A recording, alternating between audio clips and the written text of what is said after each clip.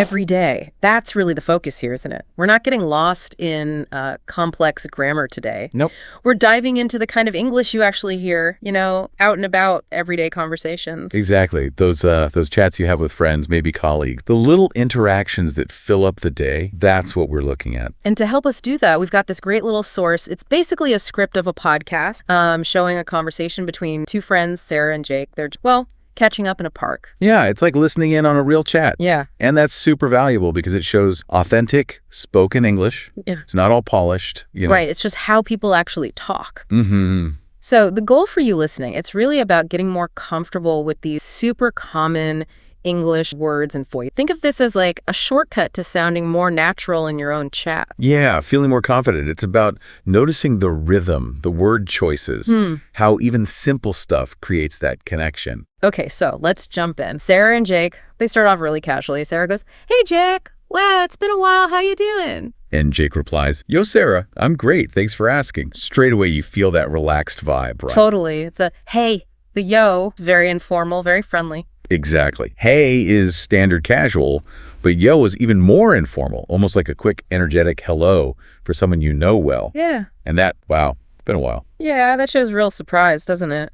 Adds a bit of warmth. It does. And then they immediately ask about each other. Sarah asks, "How about you? How's life?" And Jake follows up with, "What's new with you?" These are just such go-to phrases, aren't they? Oh, absolutely. They're like the workhorses of catching up. How's life? Pretty broad, just differently, how are things? Right. Whereas what's new with you maybe invites more specific, recent news. You might use how's life if it's been a bit longer, perhaps. Makes sense. And it just shows how easy it is to start that back and forth without any, pressure. Exactly. Just showing interest. Opening the door for them to share something. Those little phrases do a lot of work. Okay, so next up, they talked about morning. And this is interesting because they're quite different. Sarah, she's up early, makes cereal and fruit, goes for a run, really starts the day actively. Yeah, you get this picture of her being, a morning person, right? Organized, energetic early on. The details like cereal and fruit and going for a run make it very clear. Mm-hmm. And then there's Jake. Definitely not a morning person, he says. He hits snooze. Ah, the snooze button. So relatable for so many people. Isn't it just that little delay tactic? And then for him, it's just a quick coffee and toast. Very simple, very fast. Yeah, quick coffee tells you everything, needs the caffeine, like now, and doesn't want to fest. It's a great contrast, Sarah and Jake. Shows there's no single right way to do morning. Right. So moving on to weekends and hobbies. Jake sounds pretty chill. He might hang out with friends. Which is such a useful phrase, hang out. Just means spending time together, no big plans needed. Exactly. Or watch a movie, play video game. But, his fridge is empty. Big problem. Needs to go shopping. The classic empty fridge scenario. We've all been there. Haven't we, Jess? Now, Sarah's also thinking about shopping, but for clothes. Her favorite jeans worn out. Meaning old, maybe got holes, seen better days. Yeah. So she needs new work clothes and plans to hit them all. Common way to say go shopping, right? Yep, hit them all.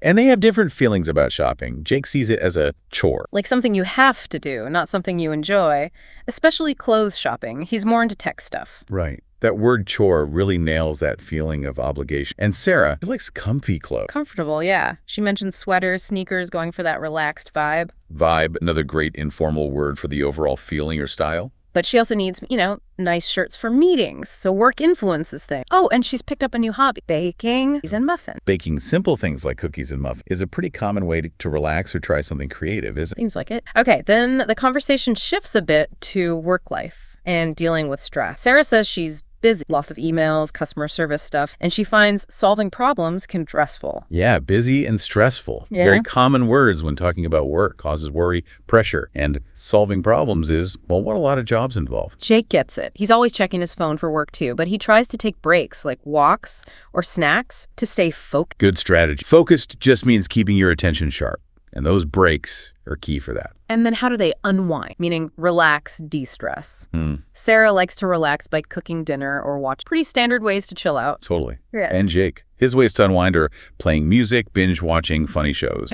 Watching lots back. Very 21st century relaxing. It really is. And eating his comfort foods, tacos or pizza. Simple, easy favorites. Speaking of food, they touch on favorites briefly. Jake's clear. Tacos or pizza. Sarah's a bit more flexible. Pasta or sushi. She says, depends on the day. Again, just normal, everyday food. Exactly. Nothing too fancy, just what people actually eat. Then communication preference. Jake prefers texting. He likes it more. Why? Because it's quick and he doesn't have to talk. Ah, fair enough. But he does make calls to his mom or best friend, so it depends. Yeah, context matters. Sarah also prefers texting generally, but she likes video calls for family. Feels more personal. That makes sense. Seeing faces makes a difference, especially with family far away. Prefer, keyword there, showing their choices. Okay, what about travel? Jake hasn't done a big trip lately, just some local hike nearby stuff. Right, local, meaning close. But he's dreaming of a beach trip. And Sarah, she's also dreaming of more warm, nice hotel, the usual dream vacation. Pretty much. That phrase dreaming of captures that wish for the future perfectly. But for now, she says she's just keeping busy with work and friends. Reality versus the dream. Indeed. They circle back to cooking and baking near the end. Sarah mentions her new hobby again, simple baking, cooked muffins. And Jake, he sticks to easy cooking. Egg, stir fry. He finds baking a bit. Intense. Yeah, intense. Like it requires too much effort or precision for him. He even jokes about burning the kitchen down. Which adds a nice touch of humor, makes it relatable if you're not a confident baker. Definitely.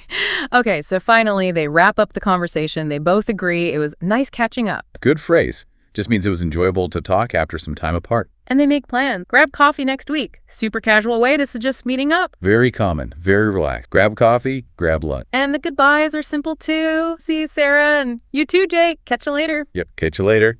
And Another classic informal way to say goodbye. It all feels very natural, very friendly. so, thinking back on that whole chat between Sarah and Jake, you hear loads of these really common everyday words, don't you? Like busy, coffee, shopping, work, relax, friends. Absolutely. They might seem basic, but honestly, they're the glue that holds everyday English conversations together. You need them constantly. And it's not just the words themselves, it's how they flow together, right? It sounds natural. That's the key. Understanding how they combine to make real-sounding sentences and exchanges. So for everyone listening, here's a little nudge. We really think you should try say them out loud, maybe. Yeah, or try putting them into your own sentences. You could even just imagine a little conversation, like Sarah and Jake's. The more you actually use them, the more comfortable you'll feel. They'll start to feel, natural. Maybe just pick one or two, like decide you're going to use hang out or catch up sometime this week. Small steps build confidence. Good idea. And hey, if you found this deep dive useful, maybe share it with a friend who's also learning. Yeah, definitely. Sharing helps you remember things too, and it helps others out. Win-win. Okay, so one last thing to think about as we wrap up. Consider your own everyday chats. What words pop up again and again? And maybe, were there any words from Sarah and Jake's conversation today? Something vibe, unwind, chore? I think I can start using something to mull over.